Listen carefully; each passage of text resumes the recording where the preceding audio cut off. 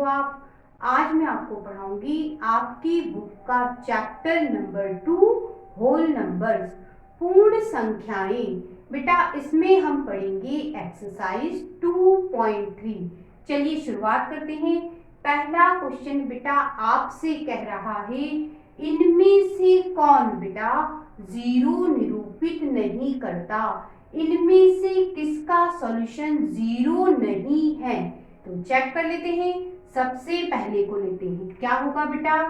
1 में जीरो जोड़ोगे कितना आया? 1 आया। जीरो में जीरो का मल्टीप्लाई बेटा जीरो होता है। 0/2 क्या होगा बच्चों? जीरो। ठीक है।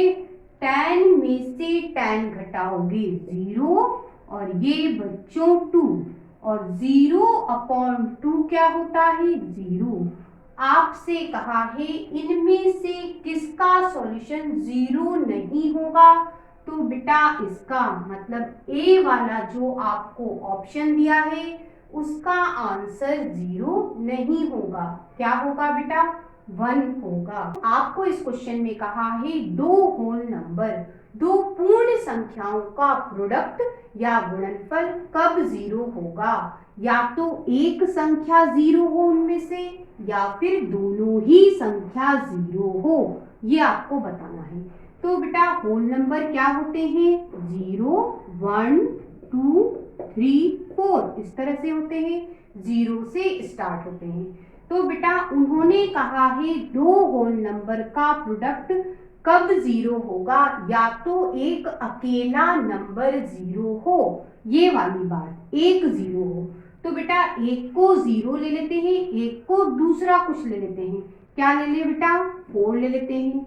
कितना होगा इनका मल्टीप्लिकेशन? 0। ये एक एग्जाम्पल। इसका मतलब कोई एक होल नंबर भी यदि जीरो लिया और दूसरा कोई अन्य नंबर ले लिया, तब भी इनका प्रोडक्ट या गुणनफल जीरो होगा। तो ये स्टेटमेंट ट्रू हो गया। अब बोला है दोनों यदि जीरो हो, यदि दोनों जीरो हो तब भी प्रोडक्ट जीरो होगा। तो दोनों को जीरो ले लेते हैं बेटा, प्रोडक्ट करो जीरो। यह आपसे एग्जाम्पल पूछे थे और हमने कहा क्या बेटा, क्या समझ में आया कि दो होल नंबर का प्रोडक्ट कब जीरो हो सकता है? या तो एक अकेला उसमें जीरो नंबर हो, या बेटा दोनों ही जीरो हो, तब बेटा उनका प्रोडक्ट या गुणनफल जीरो होगा। अब बच्चों आपको इस क्वेश्चन में कहा है दो होल नंबर का प्रोडक्ट या गुणनफल कब 1 होगा?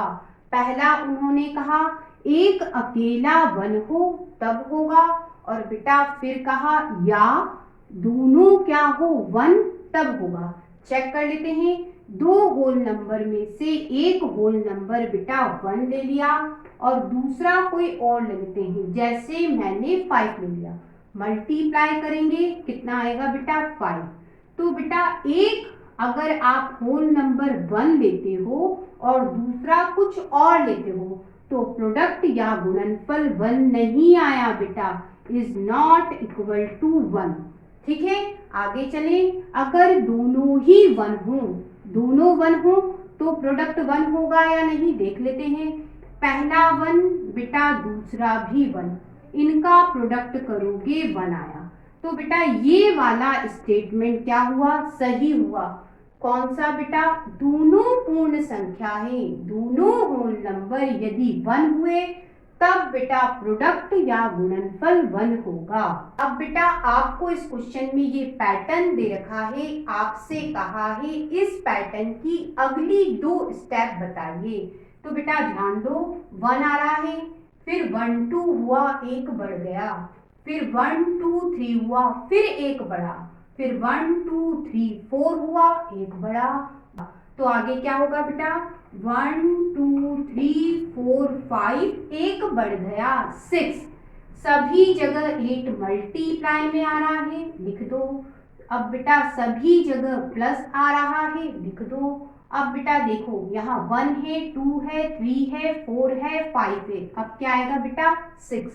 अब इधर देखो बेटा 9, फिर बेटा 8 आया, फिर 7, फिर 6, फिर 5, तो क्या होगा बेटा 9 8 7 6 5।